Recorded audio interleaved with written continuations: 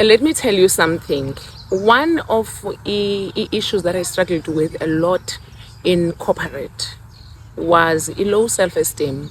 And many people, they always assume that low self-esteem would be someone who's looking down, who is not making jokes.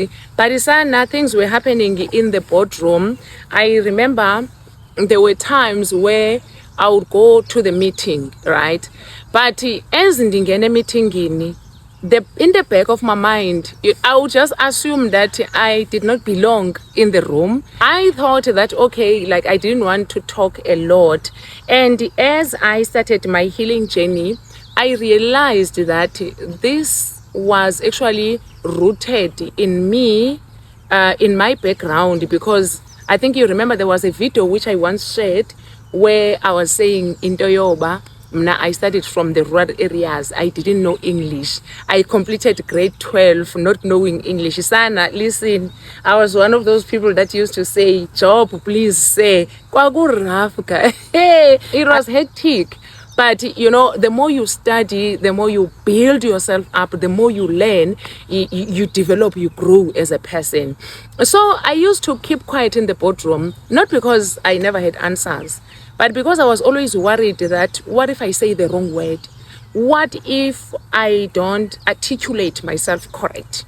What if, I say something that, someone dismisses me while I'm talking? Because listen, I didn't want, when people, they would dismiss me, for me, it felt like some sort of like awkward.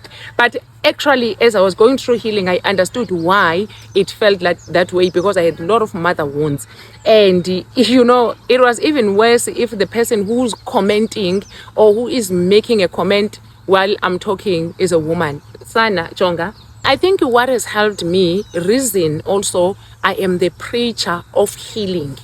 It was that when I started my healing journey, I started realizing that the quietness in me, it was not me. It was the wound talking. You know me, if you've been following me, I'm not a quiet person. I talk. And I know how to articulate myself well. And I know, how to do presentations. But before I started working on my healing, honestly speaking, I was always all over. Self-doubt was there. Imposter syndrome was there. And, I remember this situation, this incident, when people didn't know how to solve the problem during the meeting. And, that deep voice, that voice within me was like, say. And yay, I was shaking, Sana.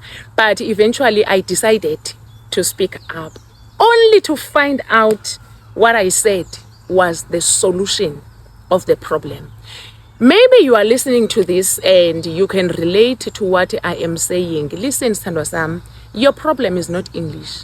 I've worked with so many clients who always come to me and they will be like, "Coach, I am struggling with English. I'm struggling with confidence." There is something deeper within that you need to deal with.